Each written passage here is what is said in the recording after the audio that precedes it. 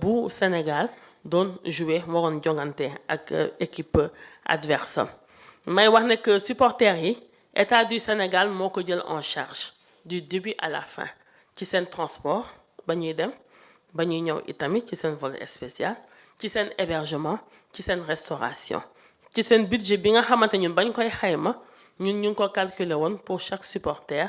benn montant 10 000 francs CFA nga xam te ne dañ leen ko doon jox chaque président de groupe pour ñoom seeni lekk comme ça de telle sorte que kenn du fa tumranke kenn du fa xiif kenn du fa mag parce que na balaa ngaa mën a supporter na foog nga lekk ba suur te yaakaar naa ne yéen ñëpp dégg ngeen ñoom seeni témoignage à l'unanimité nee na ñun ñu ngi doon rafetlu condition d'hébergement yi ñu leen tegoon ak condition de vie yi nga xamante ni itamit ci la ñu nekkoon amuñu woon benn problème de transport pour dem ca stade ba seetaane amuñu woon itamit benn problème tamit de ticket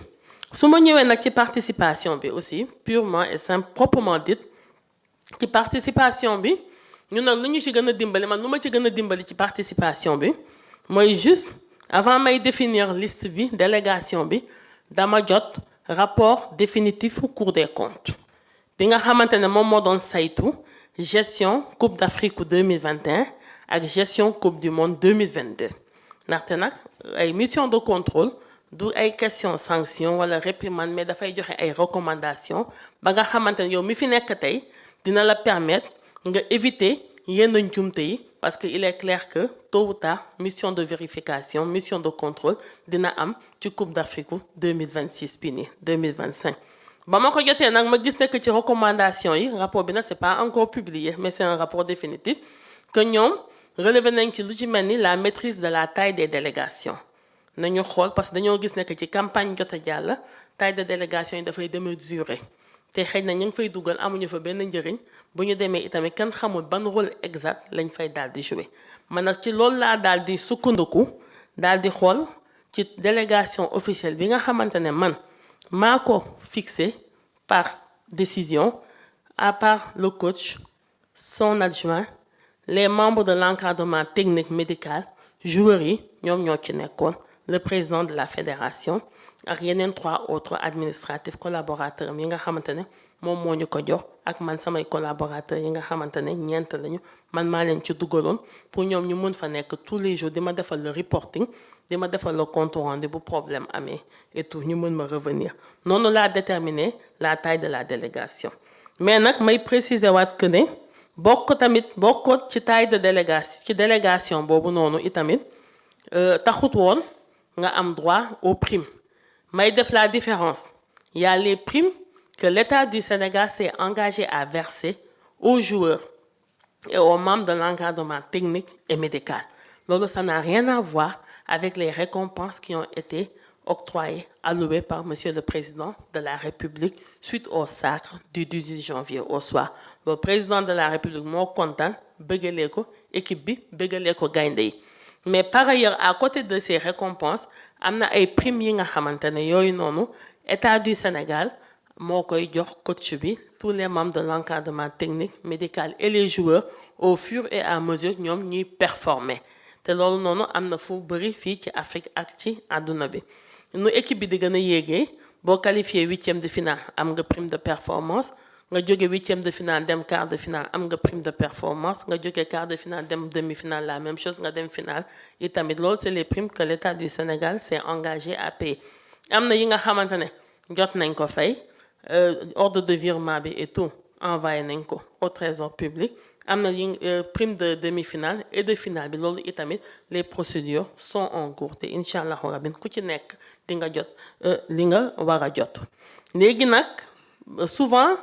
délégation officielle yi ñoom dañ daan percevoir aussi des primes de performance au même titre que les athlètes que les joueurs man nag ci rapport Cour des comptes bi toujours bu ma ci sukkandikoo ma ne lii c'est à bannir man duma ko def ndaxte effectivement Cour des comptes dafa joxe comme recommandation bu dee fonctionnaire bi moom buy déplacé wu am na ay ordre de mission c'est bien encadré par la réglementation donc kenn xamut ci lan la ñu war a mën a sukkandiku pour fonctionnaire boobu noonu ñu koy jox des primes au même titre que les joueurs prime de performance bu équipe bi demee quart de finale yow fonctionnaire bi am nga kii wala kii même bu fekkente ne fonctionnaire bi itamit dafa nekk itamit di liggéey te du fa du nelaw mais mu ngi liggéey man ma génne bépp fonctionnaire ne la jël beneen décision à côté de cette décision bi nga xamante ne ci lay arrêter la liste de la délégation officielle ne jël beneen décision ne nag ñii ñoo am droit am les primes qui doivent être versées par l'État du président fédération du benn administratif fédération te du benn fonctionnaire itamit loolu c'est pour l'encadrement technique l'encadrement médical et ainsi que les joueurs bu ngeen ci gisee peut-être xëy na benn fédéral xam ne que peut-être kooku dafa am benn poste technique am na benn rôle technique bu muy jouer dans l'équipe mais du nekk en qualité d'administratif de la fédération moom moo ko jox droit à ces primes mais c'est surtout lié au rôle technique bi nga xamante ne moom daf koy daal di jouer ci biir équipe bi faf nag yàlla dogal ñu daal di gagner coupe bi moom président de la république joxe récompense ñu muy récompenser daal di ci boolewaale yenn membre fédération dégg ngeen ko ci discours am ak ñeneen itamit ci suñu participation bi itamit yéen ñëpp seetlu ngeen ne que déggu leen ci benn coow ci wàllum mobilisation supporters yi tout ça c'est très bien passé début ba peut-être jusqu'en finale xëy na ci ngeen déggee ay coowum bi stade may waxaat ne foofu noonu lépp li nga xamante ne ñun dañ ko planifié woon parce que ñun mosuñu am benn problème mu ticket déjà l'État du Sénégal ñun fédération moo ñu ko jëndal à hauteur de 50 millions de francs CFA comme ay tickets yi nga xamante ne ñun avant la compétition même ñun bloqué woon nañ ko moo ñu doon permettre chaque match ñu mën a jox suñuy supporters ak 750 yi nga xam ne dañ ko fa daan mobiliser et même au-delà jusqu'à 1200 supporters le tableau de répartition et tout ambassadrice bi di ma ko defal di ko jox samay collaborateurs ñoom itamit ñu ma koy envoyer c'est 750 supporters nga xamante ne ba Casablanca ba Rabat ba Fès Meknès Mohamed Dia Marrakech Tanger Kénitra am na ay Sénégalais yi nga xamante ne dañ fa daan jóge pour dem supporter ji suñu Lions yi foofu noonu ca Tanger noonu lañ ko doon répartir foofu noonu en plus de ces 300 supporters yi nga xam ne ñu ñoo leen jële woon Sénégal yóbbu leen fa seen moyen de transport logistique yëpp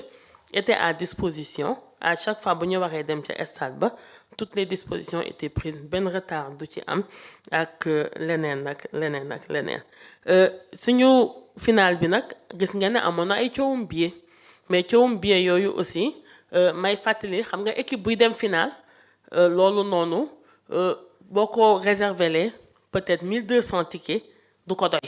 ndaxte final yooyu yeneen données spécifiques yeneen données mooy duggaat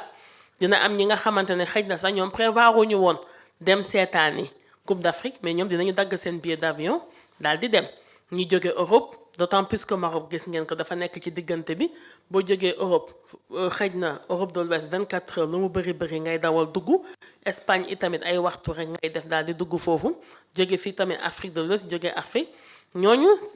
nekk woon li nga xamante ne itam mënoon nañ ko planifier